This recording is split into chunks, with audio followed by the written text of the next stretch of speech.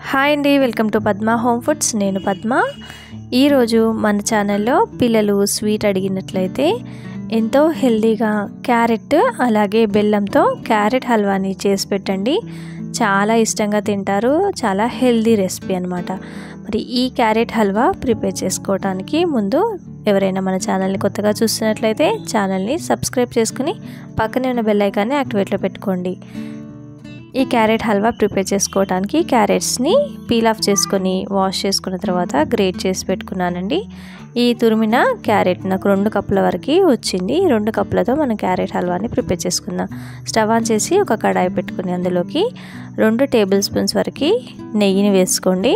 నెయ్యి కొంచెం మెల్ట్ అయ్యి హీట్ అయిన తర్వాత ఇందులోకి జీడిపప్పు పలుకులు అలాగే బాదం పలుకులను వేసుకొని ఫ్రై చేసుకున్న తర్వాత ఒక 6-7 కిస్మిస్లను కూడా వేసుకొని ఫ్రై చేసుకోండి. ఇవన్నీ ఫ్రై అయిన తర్వాత వీటన్నిటిని కూడా బౌల్లో వేసుకోండి.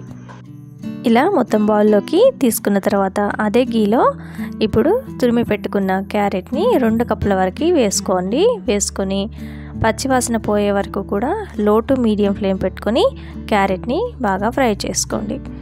ఇలా ఫ్రై చేసుకుంటుంటే క్యారెట్ అనేది కొంచెం కుక్ అయిపోతుంది. మనకి ఈ క్యారెట్ హల్వా అనేది చాలా సింపుల్గా 5 to 10 మినిట్స్లో ప్రిపేర్ అయిపోతుందండి. ఇక్కడ నాకు కరెంట్ పోయిందండి. టార్చ్తోనే నేను ప్రిపేర్ చేస్తున్నాను. ఇలా కొంచెం క్యారెట్ మెత్తబడిపోయి ఫ్రై అయిన తర్వాత ఒక 1/2 కప్ వరకు తురిమిన బెల్లంని వేసుకోండి. ఇలా బెల్లం వేసుకున్న తర్వాత ఒక 1 మినిట్ పాటు కలుపుకుంటూ ఫ్రై చేసుకున్నారంటే బెల్లం కొంచెం మెల్ట్ అయిపోతుంది. ఈ టైంలో మనము ఒక 1 కప్ వరకు పాలను వేసుకోవాలి. పాలను వేసుకుని బెల్లం మొత్తం కరిగే వరకు కలుపుకుంటూ ఒక నిమిషం పాటు కలుపుకుంటూ ఫ్రై చేసుకోండి.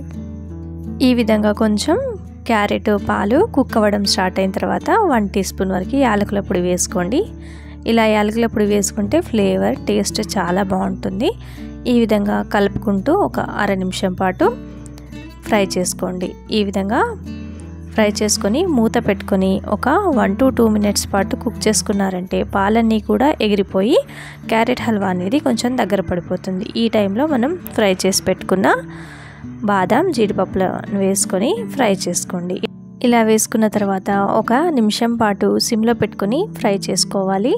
ఇలా ఫ్రై చేసుకున్నట్లయితే క్యారెట్ హల్వా అనేది రెడీ అయిపోతుందండి. ఇప్పుడు స్టవ్ని ఆపేసి సర్వింగ్ బౌల్లోకి సర్వ్ చేసుకున్నట్లయితే ఎంతో tasty and healthy carrot halwa ready అయిపోతుంది. చాలా చాలా టేస్టీగా ఉంటుంది. పిల్లలు అడిగినప్పుడు 5 నుంచి 10 నిమిషాల్లోపు ఈ క్యారెట్ హల్వాని ప్రిపేర్ చేసి పెట్టినట్లయితే పిల్లలు చాలా ఇష్టంగా తింటారండి. నేను చెప్పిన ప్రాసెస్లో మీరు కూడా ఒకసారి మీ ఇంట్లో ట్రై చేయండి. మీకు ఎలా అనిపించిందో మీ ఫీడ్బ్యాక్ని కామెంట్లో తెలియచేయండి. వీడియో నచ్చినట్లయితే తప్పకుండా లైక్ చేయండి.